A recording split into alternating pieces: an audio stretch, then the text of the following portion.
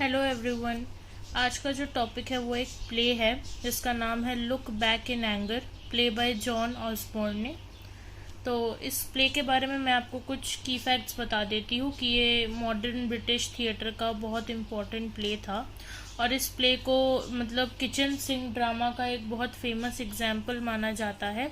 Kitchen sink drama उस time पे एक मतलब बेस बन के आया था, जिसका मतलब है ऐसे प्लेस और ऐसे स्टोरीज जो कहीं ना कहीं डोमेस्टिक लाइफ को, रियल डोमेस्टिक लाइफ को दर्शाती है।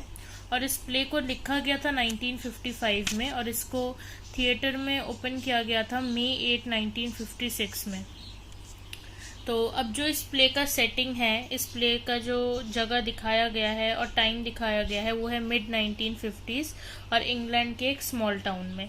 तो मैं कैरेक्टर्स आपको पहले बता देती हूँ। जो मेजर कैरेक्टर्स है वो है जिमी पॉटर। इस प्ले में जो मेन कैरेक्टर है जिमी पॉटर, वो एक वर्किंग क्लास का लड़का, मतलब वर्किंग क्लास का लड़का है। Working class in the sense lower class के, जो लोग काम वाम करते हैं। और इसको इस प्ले में हम एंग्री यंग मैन बोल के चलेंगे। इस प्ले में इसको एंग्री यंग मैन बोला गया है। उसकी वाइफ है एलिसन पॉटर। जो एलिसन है वो एक अपर क्लास फैमिली से आती है, ब्रिटेन की अपर क्लास फैमिली से बिलोंग करती है। पर ये दोनों भाग के शादी कर चुके होते हैं विदाउट ये देख के कि कौन लोअर है कौन अपर क्लास का है। तो ये दोनों जहाँ रहते हैं वहाँ उनके साथ क्लिफ लुइस नाम का एक बंदा रहता है जो खुद भी वर्किंग क्लास का है। क्लिफ और जिमी बहुत ही अच्छे दोस्त है। तो अब हम ये प्ले स्टार्ट करते हैं। तो प्ले जब स्टार्ट होता है उसके एक्ट 1 में दिखाते हैं कि जो जिमी है और जो क्लिफ है ये दोनों रूम में बैठ के, अपने स्मॉल अपार्टमेंट में बैठ के एक न्यूज़पेपर पढ़ रहे होते हैं। और जो एलिसन है वो साइड में ही दूसरे कमरे में आयरन कर रही होती है कपड़ों को। तो जो जिमी है और क्लिफ है, जब ये लोग न्यूज़पेपर पढ़ रहे होते हैं तो एकदम से जो जिमी है वो एकदम से गुस्सा हो जाता है और बोलता है कि ये न्यूज़पेपर में जो आर्टिकल्स है वो बेकार के हैं, इनको तो पढ़ना ही नहीं चाहिए, ये वो करके वो एकदम से क्लिफ पे चिल्ला उठता है। तो क्लिफ उसको शांत करवाने की कोशिश करता है। फिर वो क्या करता है, जिमी अपना गुस्सा सोचता है कि अब मैं एलिसन पे निकालूंगा। क्या सोच के निकालूंगा? अपर क्लास लोअर क्लास बोल के निकालूंगा कि तू अपर क्लास की है। तो जिमी फिर क्या करता है, धीरे धीरे एलिसन पे चिल्लाने लग जाता है। तो क्लिफ यहाँ पे इन दोनों की लड़ाई सॉल्व करने आता है। तो वो जिमी क्लिफ को रोकता है कि तू बीच में मत पड़ वरना तेरे को भी सुनना पड़ जाएगा। और वो एलिसन पे चिल्लाता रहता है कि तू अपर क्लास की लड़की है, तेरे में इतना एटीट्यूड है, ये है वो है, और उसको बहुत ज़्यादा मॉकआउट करता है।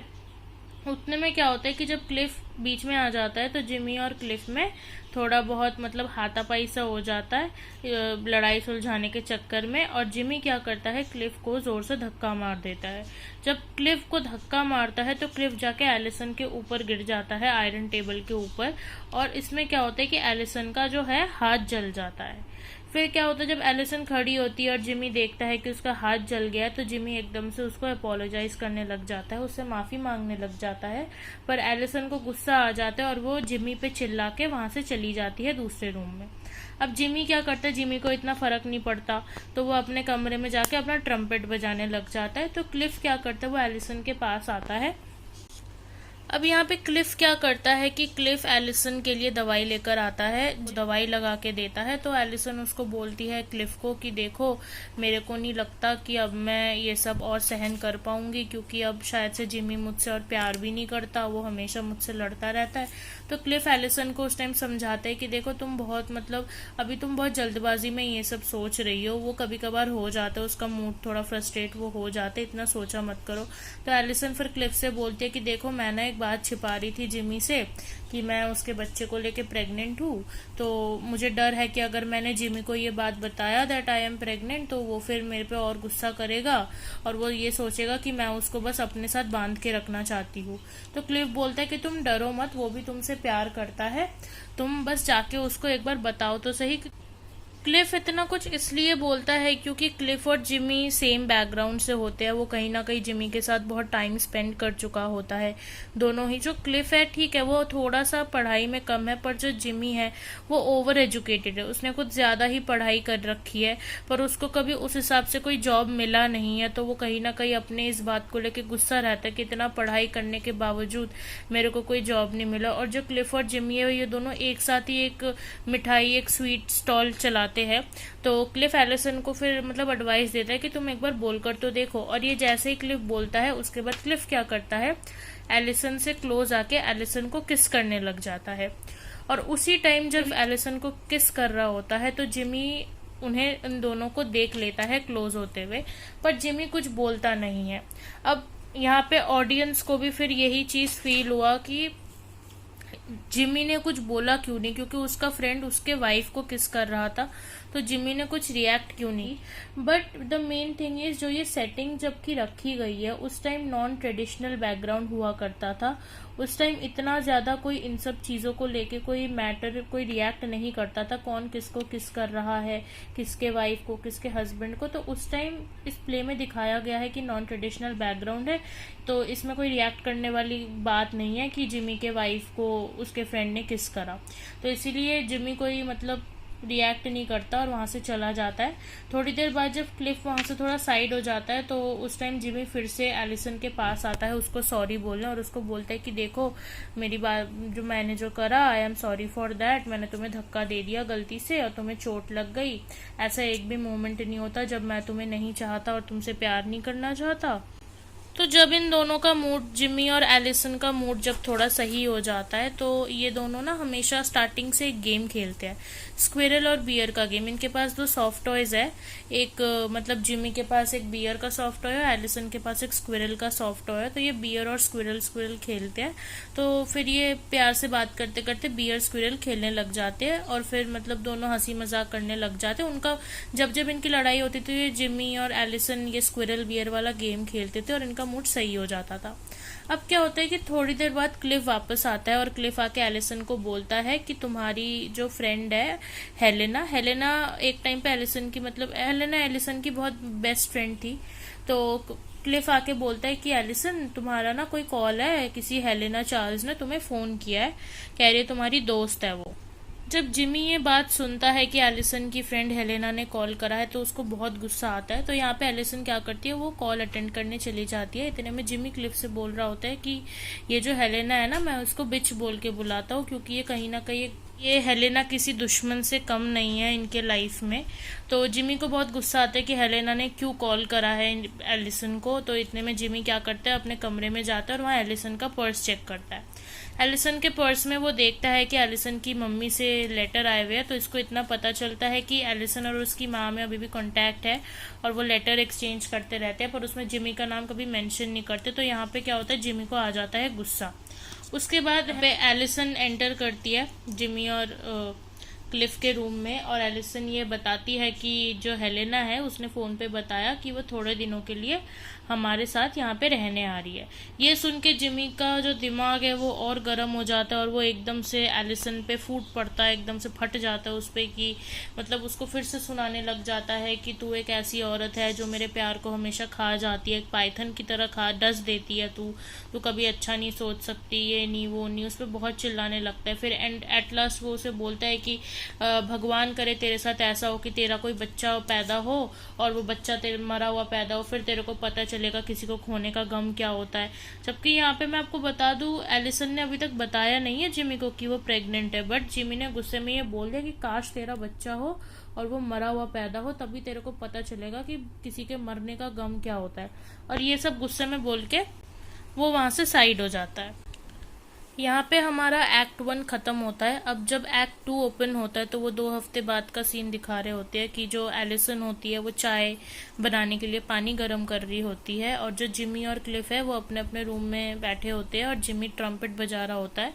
जैसे ही एलिसन चेंज करने जाती है कपड़े तभी हेलेना एंट्री लेती है वहाँ पे, और हेलेना को देख के एलिसन तो बहुत खुश होती है। एलिसन की मतलब हेलेना एलिसन की हेल्प करती है आने के बाद, उसको सैलड वगैरह टेबल पे सजाने के लिए। तो एलिसन हेलेना को थैंक यू बोलती है कि तुम्हारे आने के बाद ना थोड़ा मतलब अच्छा लग रहा है कि घर में एक और औरत है, तो मुझे थोड़ा अच्छा फील हो रहा है, पहले से थोड़ा डिफरेंट, और तुम मेरी हेल्प भी कर रही हो। तो इतने में हेलेना जो है, जो एलिसन की दोस्त है, वो नोटिस करती है कि जो जिमी है वो जिस हिसाब से ट्रम्पेट बजा रहा है, उसके ट्रम्पेट बजाने के साउंड में भी कहीं ना कहीं उसको गुस्सा दिख रहा है। तो हेलेना को कहीं ना कहीं ये चीज बड़ी एक्साइटिंग लगती है, बहुत ऑड सा लगता है। तो यहाँ मैं आपको बता दूं, ये हेलेना का जो एज है वो एलिसन जितना ही है, पर जैसे कि आपने अभी तक देखा एलिसन इतना सब कुछ होने के बाद भी सुन रही है, सहन कर रही है। हेलेना ऐसी लड़की नहीं है, वो अपने लिए स्टैंड लेती है, अगर कुछ गलत होता तो वो वहाँ रिएक्ट भी करती है। तो हेलेना क्या करती है कि वो जिमी से टॉपिक शिफ्ट करके एलिसन से क्लिफ के बारे में पूछती है कि एलिसन, क्या तुम अपने पति के अलावा उसके फ्रेंड क्लिफ से भी प्यार करती हो? तो एलिसन बोलती है कि अरे नहीं नहीं, ऐसा कुछ नहीं है, हमारे बीच जस्ट एक अफेक्शन वाला मैटर है, मतलब फिजिकल अफेक्शन कहीं ना कहीं, बस वही मैटर है, बाकी तुम्हें एक्सप्लेन करना ये सब मुश्किल है, तो तुम इन सब बातों को छोड़ो। फिर एलिसन क्या करती है, हेलेना को अपने और जिमी के शादी की कहानी बताने लगती है, कैसे उन्होंने भाग के शादी करी, क्योंकि जो एलिसन है वो एक अपर क्लास बैकग्राउंड से है और जो जिमी है वर्किंग क्लास बैकग्राउंड से है। तो वो हेलेना को बताती है कि हम दोनों एक दूसरे से बहुत प्यार करते थे और शादी भी करना चाहते थे, पर मेरे फैमिली वाले जिमी के खिलाफ थे क्योंकि वो वर्किंग क्लास बैकग्राउंड से था। बट जिमी जो था ये सब देखने के बाद वो एकदम से मतलब अड़ गया कि नहीं, शादी तो मैं एलिसन से ही करूँगा क्योंकि मैं उससे प्यार करता हूँ, और सिर्फ इसी वजह से मैं उसके साथ भागने को तैयार हो गई। पर भागने से पहले मेरे मम्मी पापा ने मुझसे सारा प्रॉपर्टी जितना मेरे नाम पे था, पैसा एसेट जो भी था, वो उन्होंने अपने नाम कर लिया, और फिर मैं जिमी के साथ आके हम दोनों ने मतलब शादी कर ली। और शादी के बाद हमारे पास ना कोई काम था ना कोई पैसा था, पर उस टाइम हम दोनों शादी करके हम जिसके घर गए उसका नाम था ह्यूज टैनर। ये जो ह्यूग टैनर था वो खुद जिमी से भी ज्यादा गुस्से वाला था, ये जिमी का फ्रेंड था और ये जिमी से ज्यादा गुस्से वाला बंदा था, और ये बहुत जल्दी जिमी से भी ज्यादा जल्दी मतलब जो ह्यूग टैनर है ये जिमी से भी ज्यादा जल्दी मतलब फ्रस्ट्रेट हो जाया करता था। तो एलिसन स्टार्टिंग से ही ह्यूज को पसंद नहीं करती थी, बस बात इतना था कि उसने बिना किसी पैसे वगैरह के इन दोनों को शादी के बाद वहां पे अपने घर पे रहने दिया। जितने टाइम वो ह्यूग के साथ मतलब रहते थे उस टाइम ये लोग जिमी, ह्यूग, एलिसन, ये लोग क्या करते थे, बड़ी बड़ी पार्टियों में जाते थे, पार्टीज अटेंड करते थे, वहां जाके ड्रिंक करते थे, स्मोक करते थे, सिगार पीते थे, और बड़े बड़े लोगों में इनका उठना बैठना लगा रहता था। पर फिर एक टाइम आया जब ह्यूग ने जिमी से बोला कि देखो मेरे को अपना नॉवल कंप्लीट करना है तो मैं ओवरसीज शिफ्ट हो जाऊंगा, वैसे भी अब इंग्लैंड में रहने लायक कुछ बचा नहीं है तो यहाँ रह के करेंगे भी क्या, तो इसीलिए मैं कहीं और जाने का सोच रहा हूँ। तो जिमी बोलता है देखो यार मैं तो नहीं जा सकता और तुम भी मत जाओ, वो ह्यूग को मना करते कि मत जा, पर ह्यूग अपनी बात में बिल्कुल मतलब उसने बिल्कुल बना लिया होता है अपना मन कि नहीं मैं अब इंग्लैंड में नहीं रहूंगा, मैं यहाँ से चला जाऊंगा। तो जिमी क्या करता है, वो ह्यूग से रिक्वेस्ट करता है कि देखो मैं तो नहीं जा सकता, पर ह्यूग तुम अपनी माँ को यहाँ छोड़ के मत जाओ क्योंकि उनकी उम्र भी हो गई है और अब वो बीमार भी रहने लग गई है, तो तुम उनको अकेले छोड़ के यहाँ से मत जाओ। पर ह्यूग नहीं मानता और वो अकेले उनको छोड़ के चला जाता है वहाँ पे, जिसके उसके जाने से पहले जिमी और ह्यूग में बहुत बड़ी लड़ाई होती है कि वो कैसे अपनी माँ को यहाँ पे अकेले, बूढ़ी माँ को यहाँ पे अकेले छोड़ के जा रहा है। तो फिर भी ह्यूग चला ही जाता है एट लास्ट अपनी माँ को अकेले छोड़ के। तो ये सब सुनने के बाद जो हेलेना है वो एलिसन से बोलती कि तुम जिमी को बता क्यों नहीं देती कि तुम उसके बच्चे को लेके प्रेग्नेंट हो, बता दो उसको जाके, वो ये तो अच्छी बात है। तो एलिसन कहीं ना कहीं उसको क्या समझाए, तो वो हेलेना से इतना बोल दिया कि तुम्हें उस कमरे के कोने में वो स्टफ्ड स्क्विरल, वो गिलहरी और वो बियर का वो स्टफ टॉय दिख रहा है, तो पता है ये जो स्टफ टॉय है ना ये हम दोनों को रिप्रेजेंट करती है, जिमी वो स्टफ्ड बियर है और मैं ये स्टफ्ड स्क्विरल। जब भी हम दोनों में कोई दिक्कत होती है ना हम वो वाला गेम खेलते हैं बियर और स्क्विरल का, और ऐसा लगता है कि हम इस दुनिया से निकल के किसी और ही दुनिया में चले गए हैं जहाँ बस हंसी मजाक है, हम एकदम बच्चों की तरह एक्ट करते हैं, हम कुछ नहीं करते। इतने में क्या होता है कि क्लिफ एंटर करता है रूम में और वो जिमी को चिल्ला के बोलता है कि आके अपनी चाय पी लो। और फिर क्या होता है कि क्लिफ हेलेना और एलिसन से पूछते कि तुम दोनों कहाँ जा रहे हो। तो एलिसन बताती है कि हेलेना ने कहा कि चलो हम चर्च चलते हैं, तो मैं सोच रही थी इसके साथ चर्च में से घूम आऊं। तो इतने में फिर जिमी आता है और वो फिर से न्यूज़पेपर को लेके क्लिफ पे चिल्लाने लगता है कि तू क्यों ये सब न्यूज़पेपर पढ़ता है ये वो।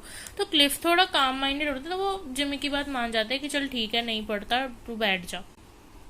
तो फिर जिमी नोटिस करता है कि एलिसन मिरर के सामने तैयार हो रही है, तो फिर जिमी पूछता है कि तुम तैयार क्यों हो रही हो। तो एलिसन बताती है कि मैं ना हेलेना के साथ चर्च जाऊंगी, तो इसीलिए मैं तैयार हूँ। तो जिमी को बहुत गुस्सा आ जाता है, तो वो एकदम से फिर चिल्ला पड़ता है कि तुम्हारी इतनी हिम्मत, तुम इसके साथ चर्च जा रही हो, तुम्हें पता है ना तुम कितनी बड़ी गलती कर रही हो, ये जो लड़की है हेलेना ये बहुत बुरी है, ये हमारे बीच मतलब ये लड़ाई करवाना चाह रही है, झगड़ा करवाना चाह रही है, अच्छी नहीं है। फिर क्या होती है, हेलेना उस टाइम जिमी से बोलती है कि ये जो अपना गुस्सा है ना तुम अपने पास ही रखो, मेरे को तो बोलने की कोशिश मत करना।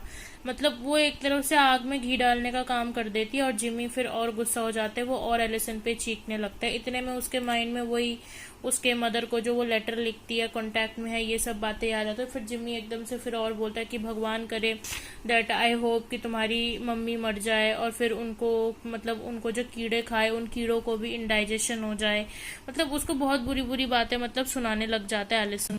इतने में फिर जिमी एलिसन को बोलता है कि तुम्हें याद है ना कि जब लास्ट टाइम हम लोग चर्च में गए थे तो वो कौन सा टाइम था, हमारी शादी के टाइम हम लोग चर्च में गए थे, वो भी इसलिए कि तुम्हारे मॉम डैड हमें ढूंढ ना पाए, पर तुम्हारे जो मॉम डैड थे वो फिर भी हमें ढूंढते हुए उस चर्च में आ गए, और उन्होंने फिर वहां पे खड़े होकर हमारी शादी करवा ही दी फाइनली, और अब तुम इसके साथ चर्च जा रही हो। फिर वो हेलेना से बोलते कि और हेलेना तुम तो 8 दिन पहले जाने वाली थी ना, तो तुम अब भी यहाँ पे कर क्या रही हो, तुम क्या चाहती हो कि मेरे और एलिसन के बीच दूरियां आ जाए, तुम हम दोनों में लड़ाई करवाना चाह रही हो, उसको अपनी बातों से इन्फ्लुएंस कर रही हो। तो हेलेना को बहुत गुस्सा आ जाता है, वो फिर जिमी से बोलती है कि तुम जरा तमीज से बात करो और कंट्रोल में रह के बात करो, अदरवाइज मैं तुम्हें थप्पड़ मार दूंगी, आई विल स्लैप यू। तो फिर जिमी बोलता अच्छा थप्पड़ मारोगी, मारो। तो वो अपना गाल ऐसे मारो मारो बोल के पास लेके जाता है। फिर जब हेलेना कुछ बोलते नहीं, इग्नोर करते, जिमी फिर हेलेना से पूछता है एक बात बताओ, तुमने कभी किसी को अपने सामने मरते हुए देखा है? नहीं, बताओ देखा है मरते हुए? तो हेलेना बोलती है नहीं। तो जिमी बोलता है मैंने देखा है, जब मैं 10 साल का था ना मेरे पापा मेरे आंखों के सामने मर गए। जो जिमी के फादर थे तो वो स्पेन से वॉर लड़के वापस आए थे, पर वो मतलब जब वो अपने घर वापस आए वो कुछ तबियत खराब के चलते और वॉर इंजरी के चलते वो थोड़े टाइम बाद ही मतलब उनकी डेथ हो गई। तो जिमी इस हेलेना को बताते कि तुम्हें पता भी है 10 साल की उम्र में मैंने अपने बाप को अपने आंखों के सामने मरते हुए देखा है, तो ये जो तुम बोल रही हो ना ज्यादा अपना मुंह चला रही हो, मुझे पता है 10 साल की उम्र से प्यार क्या होता है, धोखा क्या होता है, और किसी का मरना क्या होता है आंखों के सामने। तो मुझे तुम दोनों से ज्यादा तुमसे और एलिसन से ज्यादा मुझे जिंदगी के बारे में पता है, तो मेरे को ये सब मत समझाओ।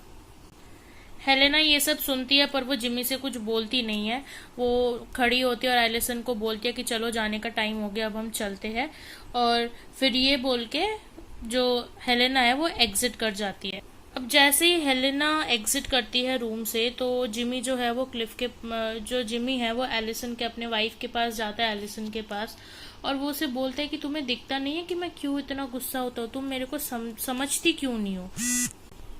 वो आगे बोलता है कि तुम देख नहीं सकती मैं कितने तकलीफ में हूँ, मुझे क्यों इतना गुस्सा आ रहा है, और गुस्से में एलिसन को 2-4 गंदी बातें बोल देता है। तो एलिसन को भी फिर गुस्सा आ जाता है, वो क्या करती है ग्लास उठाती है और जमीन पे दे मारती है, और गुस्से में रूम में जाके अपने सैंडल्स पहनने लग जाती है। इतने में क्या होता है कि जिमी फिर क्लिफ से जाके बोलता है कि इस औरत को देखो, मैं यहाँ पे इसे बोल रहा हूँ कि मेरे दिल में कितना कुछ भरा हुआ है जो मैं निकाल नहीं पा रहा, और इस मैडम को शांति चाहिए। और क्लिफ फिर उसको शांत करवाने की कोशिश करता है। इतने में फिर हेलेना एंटर होती है हाथ में 2 प्रेयर बुक्स लेके, और आके जिमी से बोलते कि जिमी तुम्हारे लिए एक फोन कॉल आया, जाके वो अटेंड कर लो। तो जिमी जो है वो फिर एग्जिट कर जाता है फोन कॉल अटेंड करने के लिए। तो इस मोमेंट में हेलेना क्या करती है, वो जिमी के दोस्त क्लिफ से बात करती है कि तुम तो इतने टाइम से इनके साथ रह रहे हो, तुम इनके बीच बातें सॉल्व क्यों नहीं करवाते। तो क्लिफ बोलते हैं कि हाँ मैं रह तो रहा हूँ, ये भी मानता हूँ कि इनमें लड़ाई होती है, पर तुम्हारे आने के बाद से इनकी लड़ाई बदतर से भी बदतर हो चुकी है, तो अभी जो भी हो रहा है वो तुम्हारे वजह से हो रहा है। तो मैं ये भी जानता हूँ कि ये दोनों बहुत ज्यादा प्यार भी करते हैं, तो जो भी है चलने दो, मेरे से जितना होगा मैं उतना इनको संभालूंगा। पर मुझे उन लोगों पे गुस्सा आता है जो इस चीज में इन्वॉल्व है, जैसे तुम इन्वॉल्व हो रही हो आजकल, कहीं ना कहीं मैं भी इन्वॉल्व हो जाता हूँ कई बार। तो क्लिफ को इस चीज का बहुत बुरा लगता है। ये सब सुनने के बाद हेलेना क्या करती है कि वो अपनी फ्रेंड एलिसन के पास जाते हैं, एलिसन को जाके बोलती है क्योंकि देखो तुम तो इतना कुछ सुन रही हो, मैंने तुम्हारे इतने लड़ाई झगड़े देख लिए है, तो मैंने क्या करा है कि तुम्हारे फादर, उसके एलिसन के फादर का नाम है कोलोनल रेडफर्न, तो हेलेना बताती है कि मैंने तुम्हारे फादर को फोन करके बोल दिया है कि वो आके तुम्हें यहाँ से ले जाए। तो जब वो आएंगे तो तुम उनको मना मत करना, तुम उनके साथ चली जाना। तो एलिसन हेलेना की बात मान जाती है कि ठीक है, तुम जो बोल रहे हो मैं वही करूंगी, मैं अपने फादर के साथ यहाँ से चली जाऊंगी। फिर क्या होता है, जिमी एंटर करता है रूम में और आके क्लिफ से बोलता है कि देखो मतलब फ़ोन आया था मतलब ह्यूग के मॉम का कि उनको स्ट्रोक हो गया है और वो उनकी तबीयत अब ज़्यादा सही नहीं है, क्या पता उनकी डेथ हो जाए, तो मुझे वहाँ पे जाना पड़ेगा। और इतने में क्या करता है जिमी मतलब क्लिफ ये बात सुनकर जिमी के लिए ट्रिप के लिए अरेंजमेंट करने वो बाहर चला जाता है।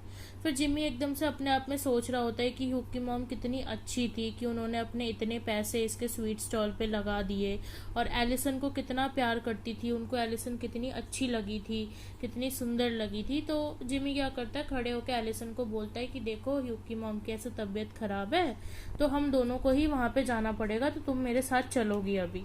तो एलिसन क्या करती है, वो उसकी बात नहीं सुनती, वो खड़ी होती है, वो टेबल से प्रेयर बुक उठाती है और तभी चर्च का बेल बजता है और एलिसन क्या करती है, हेलेना के साथ चर्च के लिए निकल जाती है और जिमी की बातों को इग्नोर कर देती है। ये सब देख के जिमी को इतना गुस्सा आता है कि वो अपने रूम में जाता है और वो जो स्टफ टॉय होता है उसका बियर उसको उठाता है और उसको एक कोने पे पटकता है और खुद एकदम से मतलब कहते हैं ना वो अपना मतलब कवर के अंदर अपने फेस को बरी कर लेता है बेड के अंदर। अब आते हैं आगे।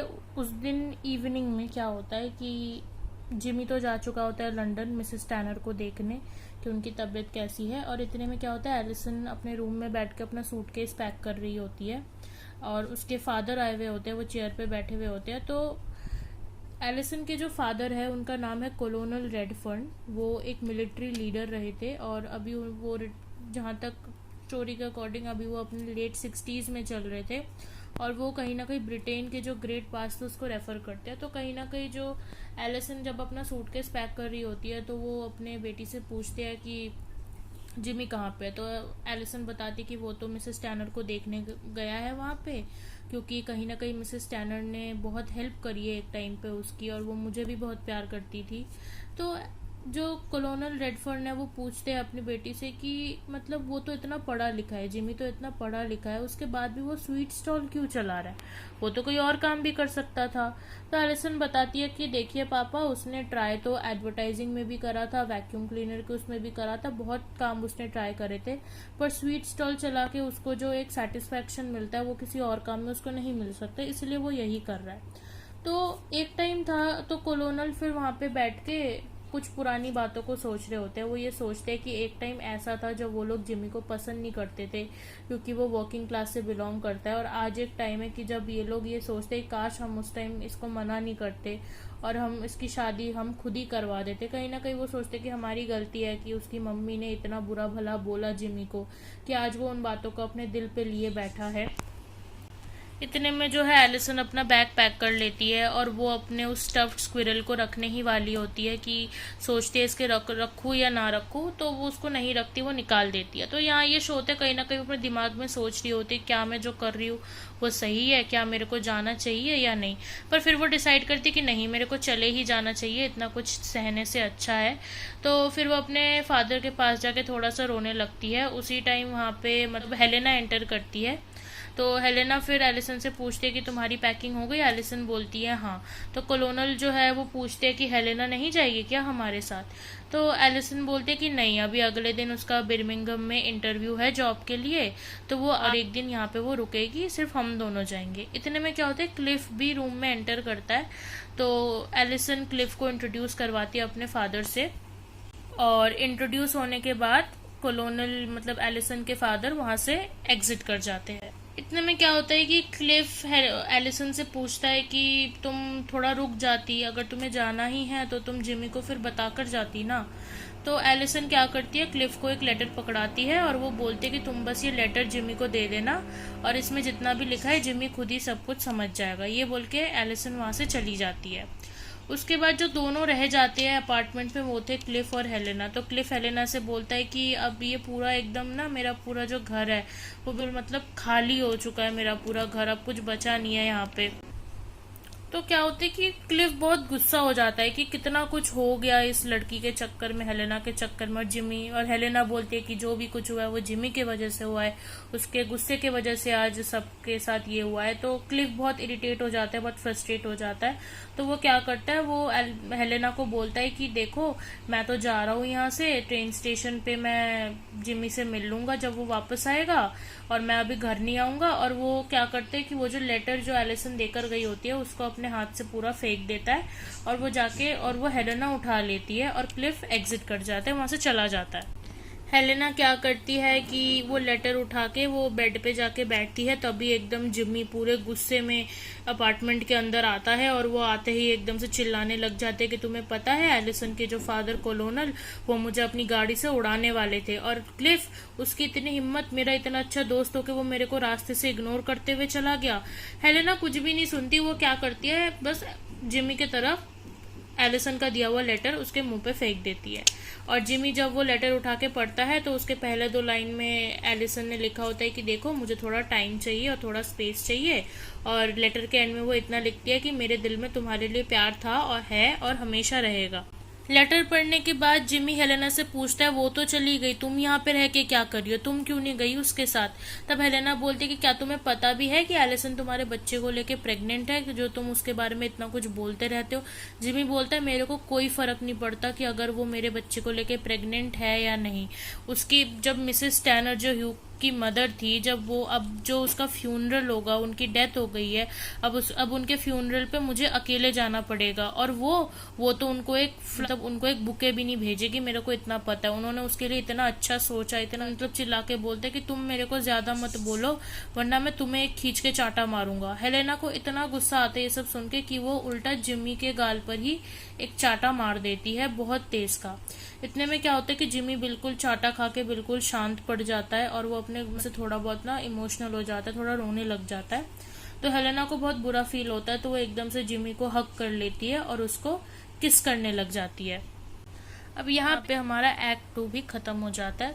अब एक्ट 3 जब ओपन होता है तो वो कुछ महीनों बाद का स्टोरी शो करते हैं। तो यहाँ पे जब एक्ट 3 स्टार्ट होता है तो बिल्कुल एक्ट 1 की तरह लगता है, वही स्टार्टिंग कि जिमी और क्लिफ न्यूज़पेपर पढ़ रहे होते हैं अपने चेयर पे बैठ के, और अब यहाँ पे एलिसन की जगह हेलेना होती है जो आयरन कर रही होती है कपड़ों को। अब यहाँ पे क्या होता है, फिर वही बातचीत चलती है कि जिमी और क्लिफ में न्यूज़पेपर को लेके थोड़ी बहुत बहसबाजी हो जाती है, और फिर ये दोनों थोड़ा रेसलिंग टाइप मतलब हाथापाई करने लग जाते हैं एक दूसरे पे। और इतने में क्या होता है, क्लिफ खड़े होके बोलता है कि देख मेरे पास एक ही शर्ट थी और तूने मेरी वो शर्ट भी गंदी कर दी। तो हेलेना फिर ये बोलती है कि ठीक है तो तुम मेरे को अपनी शर्ट दे दो, मैं तुम्हारा शर्ट मतलब धो के तुम्हें सुखा के फिर वापस कर देती हूँ। पहले क्लिफ मना करते कि कोई जरूरत नहीं है, पर फिर उसके बातों में वो आ जाता है और वो हेलेना को अपना शर्ट उतार के दे देता है। तो जिमी तब क्लिफ को बोलता है कि मुझे ऐसा क्यों लग रहा है कि तू हेलेना को पसंद नहीं करता। तो तब क्लिफ बोलते कि एक टाइम तो तेरा भी था जब तू भी हेलेना को पसंद नहीं करता था, फिर तू मुझे क्यों ये बात बोल रहा है। क्लिफ क्या करता है, फिर जिमी से बोलता है कि देख जिमी, अब मैं सोच रहा हूँ कि अब मैं मतलब यहाँ से चला जाऊँ कुछ और काम के खोज में। अब ये स्वीट स्टॉल अब मेरे किसी काम का नहीं रहा, तो ये तू अकेले भी संभाल सकता है, मैं क्या करूँगा अब यहाँ रह के। और जहाँ तक तू हेलेना की बात कर रहा है, मेरे को उससे भी 100 गुना अच्छी लड़कियाँ मेरे को मिल जाएंगी। तो जिमी जो होता है वो क्लिफ के जाने की बात को बहुत कैजुअली लेता है। वो क्लिफ से इतना बोलता है कि देख क्लिफ, तू इतने सालों से मेरा बहुत अच्छा दोस्त रहा है, तू हर अच्छे बुरे वक्त में मेरे साथ रहा है, मेरे को रहने के लिए मतलब तूने जगह भी दी, और अभी इतने सालों से साथ था, तो अब अगर तू जाना चाहता है तो देख मैं तेरे को नहीं रोकूंगा। इतने में क्या होता है कि हेलेना क्लिफ का जो शर्ट है वो साफ करके लाती है, और इतने में क्लिफ वो शर्ट लेके अपने कमरे में चला जाता है। तो हेलेना फिर चेयर पे जिमी के साथ बैठते उसके बालों में अपना हाथ फेर रही होती है, और इतने में उसको पता चलता है कि नहीं क्लिफ जा रहा है। तो जिमी फिर बोलता है देखो एक टाइम तो आएगा ही जब हमें अलग होना ही पड़ेगा, तो मुझे तो इस चीज़ को एक्सेप्ट करके चलना पड़ेगा। तो हेलेना फिर बोलती है कोई बात नहीं, तो एक काम करना, क्लिफ के जाने के बाद परमानेंट स्वीट स्टॉल अपना बंद कर देना, और हम लोग फिर से शुरू से सब कुछ शुरू करेंगे, ठीक है। तो ये बोल के हेलेना अपने रूम में चली जाती है चेंज करने, और जिमी क्लिफ के पास जा रहा होता है उसको जल्दी तैयार होने के लिए, बोलने के लिए कि ये लोग सब ड्रिंक व्रिंक करने बाहर। इतने में क्या होता है कि उनके दरवाजे पे कोई नॉक करता है, तो जिमी क्या करता है, गेट खोलता है तो एक लड़की को देखता है रेनकोट में, और वो जाके हेलेना को बोल देता है कि देखो तुमसे मिलने के लिए कोई आई है, तो तुम जाओ मिल लो। और जिमी वहां से चला जाता है क्लिफ के रूम में, और हेलेना रूम में आ जाती है। रूम में हेलेना और वो रेनकोट वाली लड़की अकेले होते हैं, और वो रेनकोट वाली लड़की और कोई नहीं, वो एलिसन होती है जो इतने महीनों बाद वापस आई होती है। अब क्या होता है कि जो जिमी और क्लिफ है वो क्लिफ के रूम में होते हैं, जिमी अपना ट्रम्पेट बजा रहा होता है, और यहाँ पे एलिसन बैठती है और हेलेना उसको एक चाय का कप देती है पीने के लिए।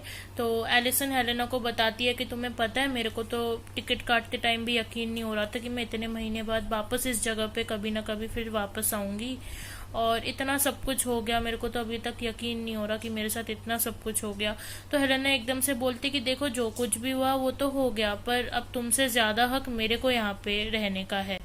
तो एलिसन यहाँ पे फिर ये बोलती है कि देखो मुझे पता चल गया था, मुझे वैसे तो जिमी की बात को ध्यान में लेना चाहिए था, कहीं ना कहीं तुम आके हम दोनों को अलग करना चाह रही थी, तो अब तुम मेरे को ये चीज़ सच बताना कि तुमने जब मेरे फादर को बुलाया था मुझे लेकर जाने के लिए यहाँ से, वो तुमने जानबूझ के किया था ना, जिससे कि हम दोनों अलग हो जाए और तुम जिमी के क्लोज चली जाओ क्योंकि तुम जिमी से प्यार करने लगी थी। तो एलिसन अपना सर झुका के बोलते हैं कि हाँ मैंने जानबूझ के किया था, क्योंकि मेरे को जिमी पसंद आने लगा था, मैं उससे प्यार कर बैठी थी, तो मैंने सोचा तुम्हें यहाँ से भेज देना ही अच्छा रहेगा, इसीलिए मैंने तुम्हारे फादर को बुलाया इस बहाने से कि तुम दोनों में लड़ाइयाँ होती है। तो एलिसन फिर हेलेना को इतना बोलती है कि देखो मुझे तुमसे बस इतना बोलना था कि मुझे तुमसे कोई नाराजगी नहीं, कोई गिला शिकवा नहीं है, तुमने जो करा अपने खुशी के लिए करा, अपने मन मर्जी के लिए करा, इसमें मैं अपना कुछ नहीं कर सकती, और मेरे साथ जो हुआ वो मेरे नसीब में लिखा था। ये सब सुनने के बाद रियलाइज होने लगता है कि उसने कितना बड़ा गलत काम किया है इनको अलग करके। तो वो एकदम से अपना सर झुका के नीचे करके बोलती है कि मेरे को माफ़ कर दो, मेरे को रियलाइज़ हो रहा है कि मैंने जो करा है वो बहुत गलत करा है तुम दोनों को अलग करके। तो एलिसन फिर इतना ही बोलती हेलेना से कि देखो अब जो भी हो मैं तो यहाँ से चली जाऊंगी, मैं बस तुमसे यही सब कुछ क्लियर करने आई थी कि तुमसे मुझे ये जानना था कि तुमने ये सब जानबूझ के करा है और तुम्हें रियलाइज हुआ, ये बहुत बड़ी बात है, पर अब मेरे को यहाँ से जाना पड़ेगा, तो तुम जिमी के साथ रहना, उसका ख्याल रखना। तो हेलेना बोलती कि अभी भी अगर मैं जिमी के पास रही तो ये मेरे लिए बहुत बड़ी शर्मिंदगी की बात होगी, तो अब मैं यहाँ पे और नहीं रुकूंगी, मैं यहाँ से चली जाऊंगी। और जहाँ तक तुम जाने की बात करी हो, तो अगर तुम भी चली जाओगी तो जिमी को कोई ना कोई तो मिल ही जाएगा, तो मैं तुमसे यही बोलूंगी कि मेरे को जाने दो, और तुम उसकी वाइफ हो, तुम यहाँ पे रुको। पर मैं तुम्हें इतना सा एक बात बोल देती हूँ कि जिमी इतना गुस्सा इसीलिए होता है क्योंकि वो अपने वक्त से पहले ही बहुत कुछ समझ गया। 10 साल की उम्र में उसने इतना कुछ एक्सपीरियंस कर लिया कि उसके लाइफ में ना बहुत सारी बातें रह गई जिनको वो कभी बोल नहीं पाता था। तो एलिसन उसके हाँ में हाँ मिलाती है कि हाँ मुझे ये सब बाद में रियलाइज हो गया। तो इतने में हेलेना बहुत गुस्सा हो रही होती है क्योंकि जिमी वहाँ पे इतना तेज तेज अपना ट्रम्पेट बजा रहा होता है। तो हेलेना एकदम से चीखती है कि अपना ट्रम्पेट कम बजाओ और तुम यहाँ पे आके हमें एक बार ज्वाइन करो। जैसे ही जिमी रूम में आता है वो एलिसन को देखता है, अपनी वाइफ को इतने महीनों बाद देखता है। एलिसन की तबीयत खराब हो चुकी होती है। एलिसन खड़े होकर जिमी को ये बोलती है कि मैंने जो हमारा बच्चा है उसको खो दिया है, वो मर चुका है। एंड वो बहुत मतलब दुखी हो जाती है। तो जिमी उसको मतलब जिमी कुछ बोलने ही जाता है इसमें कि एलिसन जिमी को रोक के बोलती है कि मेरी बात सुनो, मुझे पता है कि ये सब जो हो रहा है ये बहुत ही गलत हो रहा है और सच्चाई ये है कि मैं तुमसे बहुत प्यार करती हूँ, पर ये सब जो गलत हो रहा है मैं इसका पार्ट नहीं बन सकती, इसलिए मैं सोच रही हूँ कि मैं यहाँ से चली जाऊँ।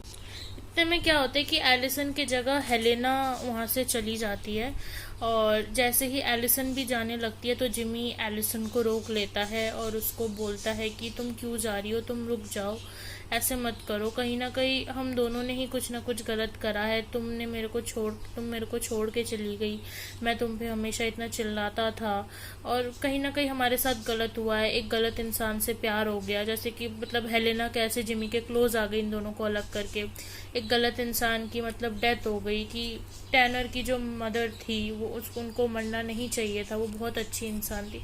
कह रहे हमारे साथ बुरा वक्त चल रहा था और बहुत बुरा हुआ, पर तुम इन बुरे चीज़ों में ये सब सब भूल गई कि हम पहली बार कैसे मिले, हमने एक दूसरे से कितना प्यार करते थे। ये बोलते बोलते जिमी थोड़ा बहुत ही इमोशनल हो जाता है। ये सब सुनने के बाद एलिसन क्या करती है, टेबल को पकड़ के खड़ी होकर एकदम से रोने लग जाती है कि ये सब क्या हो गया। और वो बोलने लगती है कि देखा, तुम जो चाहते, तुमने बोला था कि जिस दिन तेरा खुद का बच्चा मरेगा तुझे उस दिन एहसास होगा, तो आज मैं उसी चीज़ से गुजर रही हूँ। हमारा खुद का बच्चा मर गया, मैंने उसको मरा हुआ देखा है। ये सब बोल के एलिसन बहुत तेज तेज रोने लगती है कि जब मैंने उसको लास्ट देखा मरा हुआ, तब मैं चाहती थी कि तुम एक बार आके अपने बच्चे को देख पाओ। उस टाइम मेरे को ऐसा लग रहा था कि मेरी पूरी दुनिया मेरे लिए ख़त्म हो चुकी है, अब मेरे लिए कुछ नहीं बचा और मैं खुद को बहुत हारा हुआ महसूस कर रही हूँ कि क्या हो गया मेरे साथ। तो जिमी को मतलब ये एहसास हुआ कि कहीं ना कहीं एलिसन को उसके तकलीफ का पता चल रहा है कि कैसे उसने भी बचपन में अपने फादर को खोया था, कैसे वो मतलब थोड़ा ऐसा बन गया, इतना एंग्री यंग मैन टाइप बन गया है। तो वो क्या करता है, एलिसन को रोता हुआ देख उसको कंफर्ट करने आता है और थोड़ा उसको पकड़ के बोलता है कि तुम चिंता मत करो, हम जैसे पहले प्यार करते थे ना, हम जैसे बियर और स्क्विरल का गेम खेलते थे, हम अब भी वैसे ही रहेंगे, बिल्कुल प्यार से बियर और स्क्विरल का गेम खेलेंगे। हम एक दूसरे से लड़ेंगे भी, एक दूसरे को प्यार भी करेंगे और एक दूसरे को हर मुसीबत से भी हम दोनों बचाएंगे। और जिमी फिर एलिसन को बोलता है कि ओह पुअर स्क्विरल, और एलिसन थोड़ा सा हंस के जिमी को बोलती है ओह पुअर पुअर बियर। ऐसे ही बोलते ये दोनों एक दूसरे को हक कर लेते हैं और यहाँ पे हमारे इस प्ले का एंड हो जाता है। अभी मैं आपके साथ थीम्स डिस्कस कर लेती हूँ। तो इसमें जो सेंट्रल थीम है वो आप एंगर को बोल सकते हो। एंगर इसलिए कि गुस्सा कितना कुछ इंसान का बिगाड़ सकती है। जिमी को तो इस प्ले में स्टार्टिंग से एंग्री यंग मैन बोला ही गया है और वो सेंट्रल कैरेक्टर है इस प्ले का। कहीं ना कहीं हेलेना को भी गुस्सा आया था तो उसने जिमी को थप्पड़ लगा दिया। एलिसन भी कहीं ना कहीं गुस्से के चक्कर में अपने फादर के साथ चली गई और हेलेना के बातों में आ गई। मैस्कुलिनिटी बोल सकते हैं क्योंकि यहाँ पे मेल जेंडर कुछ ज़्यादा ही डोमिनेटिंग था स्टार्टिंग से। जिमी सिर्फ सुनाता रहता था और एलिसन बदले में कुछ रिएक्ट नहीं करती थी, वो चिल्लाती नहीं थी उस पर इतना, वो इतना कुछ बोल नहीं पाती थी। तो यहाँ पे जेंडर का भी बहुत कुछ है। अपर क्लास और लोअर क्लास सोसाइटी का भी हम फ़र्क बोल सकते हैं। कैसे एलिसन अपर क्लास सोसाइटी से थी तो उसके मॉम डैड पहले शादी नहीं करवाना चाहते थे, और वर्किंग क्लास की कितना कुछ टेंशन होता है कि इतना ज़्यादा पढ़ा लिखा होने के बावजूद वो मीन्स उसको कोई अच्छी नौकरी नहीं मिली। तो यहाँ आपको समझ आ गया हो। Thank you.